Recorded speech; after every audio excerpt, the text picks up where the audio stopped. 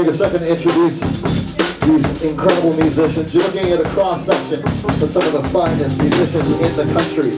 Back there on drums, 22 years old. A graduate of Humber College, close to becoming one of the most in-demand young drummers in the country.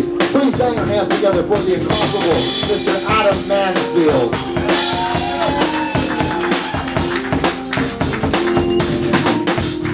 All the way from New Zealand. He's our newest acquisition in Canada. He went to the Sydney Conservatory in Australia before moving here. He's an accomplished session musician. Now he's part of the scene, and we've been playing together for only about a year.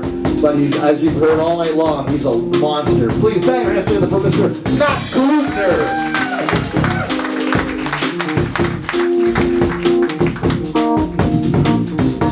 I met him when he was 22 years old. I run a small record label out of Brooklyn, New York called Brownman Records. Nick will talk about that when we're done this tune. All our wares are available here, but I signed him to Brownman Records at 22. He's put out 4 records on my label. He has become one of the most acclaimed young jazz piano players in the country. The Globe and Mail has called him a rising star in the Canadian piano community. But if you ask me, I think his star rose a long time ago. He has won 10 Global Music Awards, 3 Toronto Independent Music Awards, and a slew of other awards and accolades. Please bang your hands together for the incomparable Mr. Nick McClure! On the trumpets, splitting his time between Brooklyn, New York, and Toronto. He's been heralded as Canada's preeminent jazz trumpet player.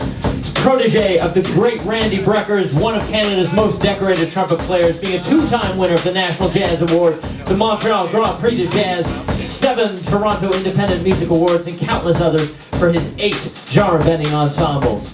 He's performed with A-listers like Jay-Z, Missy Elliott, Guru, Big Daddy Kane, Kanye West, Paul Simon, and Quincy Jones. He's our CEO at Brownman Records, our band leader. He's the producer on all of my projects and one of my closest friends. Please bang your hands together for Brownman Ali.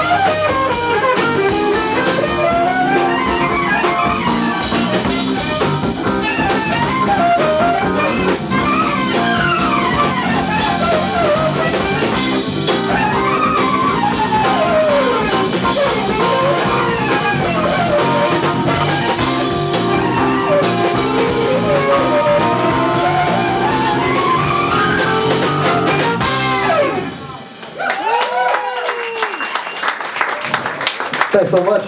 That's the first half of the Halloween Thriller. We have a whole other set coming. I think Nick's going to say a few words about the label. Short though, because Misha has to come up and talk. Absolutely. So, Brown runs a jazz record label called Brownman Records out of Brooklyn, New York. And the purpose of this record label is to catalyze the creation of new jazz art. And so, to further that goal, Brown has set up the record label in a very special way in that 100% of all proceeds from album sales go directly back to the artists. There's not another record label in history that does that. Brown spent some time signed to some of the major labels, and back in the day when a Brownman disc sold for $20 at an HMV, he'd be paid a royalty of 85 cents. There's something wrong with that math. So He set up Brownman Records to advantage young artists like myself, like these guys, in order to have a platform to create new jazz art. So we've brought an enormous spread with us. We've got all the releases on the record label at the moment, including 2 discs from the Brownman Electric Trio. That's this band right here. It's not the MJ material. It's all of Brown's originals and some standards and some fantastic stuff. Electric jazz through the lens of hip-hop, R&B, soul, kind of black urban American music influences. And we've got a brand new release on the record that came out on Friday from my group, the Nick McLean Quartet featuring Brownman Ali. It's a Herbie Hancock-inspired group taking influences from Herbie's 1960s Blue Note period. And we've been extremely lucky. That record's already winning awards. So please come check it out. He's too modest to tell you this, but it was the most added new album on Jazz Week, which is the global music jazz charts. So his new record, which just dropped last Friday. So yeah, heavy, right? So please consider, we have copies here today. Please consider taking some home.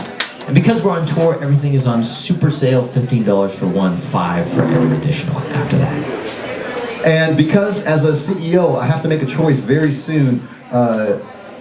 When does my label stop pressing discs? And it's going to be pretty soon, because a show of hands, how many of you even have a CD player still? Oh.